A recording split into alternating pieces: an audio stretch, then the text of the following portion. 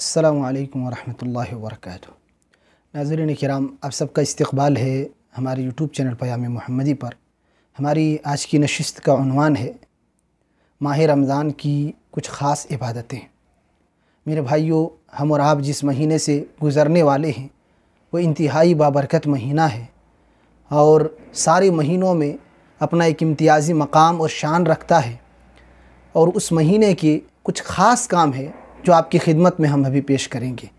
पहला और सबसे बड़ा काम इस महीने का ये है कि हम रमज़ान के महीने का रोज़ा रखें, मुकम्मल तौर पर रोज़ा रखें। ये सबसे बड़ा काम है इस मुबारक महीने का कि हम इस महीने के पूरे रोज़े रखें। अल्लाह ताला ने कहा, या अय्युहल्लज़ीना आमनू कुतिबा अलैकुमुस्सियाम कमा कुतिबा अलल्लज़ीना मिन क़ब्लिकुम लअल्लकुम तत्तक़ून, कि मोमिनो तुम पर उसी तरीके से रमज़ान के रोज़े फ़र्ज़ किए गए हैं जिस तरीके से पिछली उम्मतों पर फ़र्ज़ किया गया था। लअल्लकुम तत्तक़ून, ताकि तुम मुत्तक़ी और परहेज़गार बन जाओ। तो रमज़ान के रोज़े अल्लाह ताला ने हम पर फ़र्ज़ किए हैं और रमज़ान के महीने में सबसे अहम इबादत रमज़ान के रोज़े रखने हैं। दूसरा जो ख़ास काम है उस महीने का वो ये है कुरान करीम की तिलावत करना। यूँ तो ज़िंदगी में हमेशा कुरान की तिलावत की आदत रखनी चाहिए और ज़िंदगी में उस इबादत को अपने से जोड़े रखना चाहिए। जब भी मौका मिले, जहाँ भी रहें, कुरान की तिलावत ज़िंदगी का एक हिस्सा बना लें, उसको पढ़ें, उसको समझें, उस पर गौर व फिक्र करें, उस पर अमल करें, उसकी दावत को आम करें। ये हमारी ज़िंदगी का आम दस्तूर होना चाहिए। लेकिन खुसूसियत के साथ रमज़ान में इस जानिब तवज्जो होनी चाहिए, क्योंकि यही महीना है जिसमें अल्लाह ताला ने कुरान को नाजिल किया है।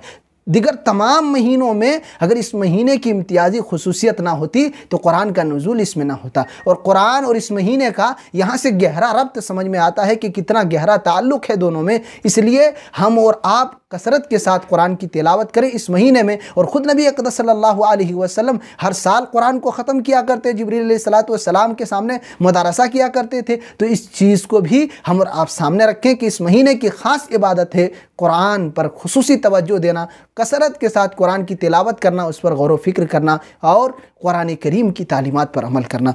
तीसरी चीज़ जो इस महीने की तीसरी खासियत है और जो ख़ास इबादत है वो तरावी की अदायगी है। तरावी की नमाज ये बहुत ही अहम इबादत है इस महीने की। अल्लाह के नबी सल्लल्लाहु अलैहि वसल्लम ने एक हदीस के अंदर फरमाया, मन क़ाम रमज़ान ईमान व इहतिसाबा गुफ़िर लहु मा तक़द्दम मिन ज़ंबी, कि जो इंसान ईमान के साथ, पूरे यकीन के साथ और सवाब की उम्मीद से रमज़ान में तरावी की नमाज अदा करता है, उसके पिछले सारे गुनाह माफ़ कर दिए जाते हैं। तो मेरे भाइयों, हमारे तरावी की अदायगी की वजह से अल्लाह ताला पिछले हमारे सारे छोटे छोटे गुनाहों को माफ़ फरमा देगा। इसलिए तरावी की नमाज को मामूली ना समझें। इस नमाज में हम और आप इमाम के साथ खड़े रहें और पूरी सच्ची नीयत के साथ सवाब की उम्मीद से इस नमाज को पूरे रमज़ान में अदा करें। सवाब भी आपको मिलेगा और पूरे क़यामुल लैल का भी सवाब आप इस नमाज की बदौलत पालेंगे। इसलिए हम और आप रमज़ान में खुसूसियत के साथ तरावी का एहतमाम करें। चौथा जो इस महीने का ख़ास अमल है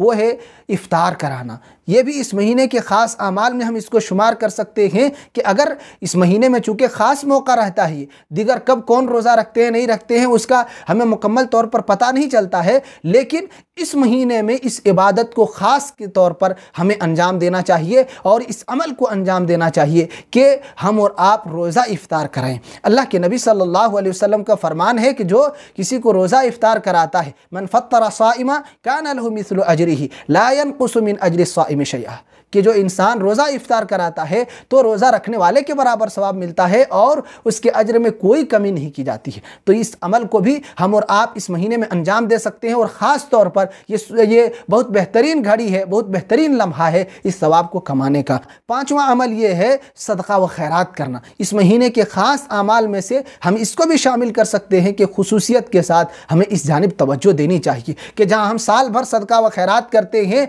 इस अमल को अंजाम देते हैं, रमज़ान में हमारी ये चाहत, ये तड़प और इसमें खैरात में जो जज्बा है वो बढ़ जाना चाहिए। क्योंकि नबी अक़दस सल्लल्लाहु अलैहि वसल्लम की सिफत कुछ ऐसी ही थी। रमज़ान के महीने में आपकी जूदो सखा का आलम ये होता था जैसे तेज़ो तुंद आंधियाँ हों। जैसे कि बुखारी वगैरह की रिवायत में है कि अल्लाह के नबी सल्लल्लाहु अलैहि वसल्लम के पास हर रात जिब्रील अलैहिस्सलातु वस्सलाम आते थे, कुरान का मुदारसा होता था और हदीस के अंदर है फ़इज़ा लक़ियहु जिब्रील कान अजवद बिल खैर मिन अर्रिहिल मुरसला, कि अल्लाह अल्लाह के नबी सल्लल्लाहु अलैहि वसल्लम जब जिब्रील अलैहिस्सलाम से इस माह मुबारक में मुलाकात करते, कुरान का मुदारसा होता, तो आपकी जूदो सखा का क्या कहना, तेज़ो तुंद आंधियों की मानिंद आप सखावत का मुजाहरा करते थे, आप फयाजी का इजहार किया करते थे और खूब सदका व खैरात करते थे। तो मेरे भाइयों, ये बहुत ही माना रखता है ये लफ्ज़ कि अजवद अल्लाह के नबी सल्लल्लाहु अलैहि वसल्लम थे और वह हर मामले में इस महीने में आप अपनी फयाजी और अपने जुदो सखा का इजहार किया करते थे। तो मेरे भाइयों, इस महीने में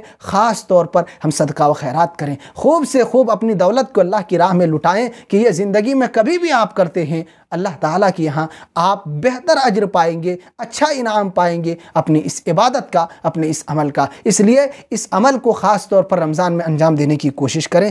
आखिरी चीज़ वो ये है कि तौबा व इस्तिग़फ़ार खुसूसियत के साथ इस महीने में भी हम और आप इस जानिब तवज्जो दें। अल्लाह के नबी सल्लल्लाहु अलैहि वसल्लम की वो मशहूर हदीस हम और आप सुन चुके हैं कि आप सल्लल्लाहु अलैहि वसल्लम खुतबा देने के लिए जुमा में आप मिंबर पर चढ़ते जा रहे हैं और आमीन कहते जा रहे हैं। सहाबाए किराम ने जब इसकी वजह पूछी, अल्लाह के नबी सल्लल्लाहु अलैहि वसल्लम ने एक चीज़ बयान फरमाई, उसमें से 3 चीज़ों में से वो एक चीज़ ये है कि वो इंसान जो रमज़ान का मुबारक महीना पाए और तौबा व इस्तिग़फ़ार करके अपने गुनाहों को मिटा ना सके, तौबा इस्तिग़फ़ार ना कर सके, अल्लाह ताला से अपने गुनाहों की माफ़ी की भीख ना मांग सके, उसके गुनाह उसके नामाए आमाल में पड़े के पड़े रह जाए, तो अल्लाह रब्बुल आलमीन की दूरी हो, फटकार हो और धुतकार हो ऐसे लोगों के ऊपर। अल्लाह के नबी सल्लल्लाहु अलैहि वसल्लम ने उस मौके पर आमीन कही कि जो रमज़ान पा करके भी अपने गुनाहों की बख्शिश ना करा सके, तो दूरी हो और बुअद हो उस शख्स के लिए। अल्लाह के नबी सल्लल्लाहु अलैहि वसल्लम ने कहा, अल्लाह इसको कबूल फरमा।